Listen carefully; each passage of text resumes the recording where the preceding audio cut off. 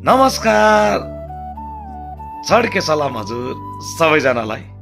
मेरो प्यारो प्रिय डिसेम्बर,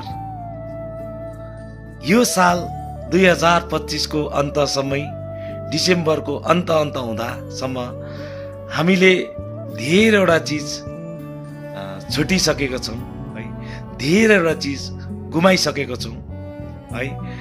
थाहा छैन 2026 को डिसेम्बर आउँदासम्म हामी कति सम्हालिएको हुन्छौँ होला र हामी कति अगाडि बढेको हुन्छौँ होला, त्यो त थाहा छैन। तर उम्मिद र आशा चाहिँ छ है। 2026 को डिसेम्बरमा जब पनि हजुरसँग भेट हुनेछ, तब चाहिँ एकदम मनमा एउटा हौसला, एउटा उमङ्ग लिएर है, राम्रो अनुभवसँग सायद भेट हुनेछु हजुरसँग।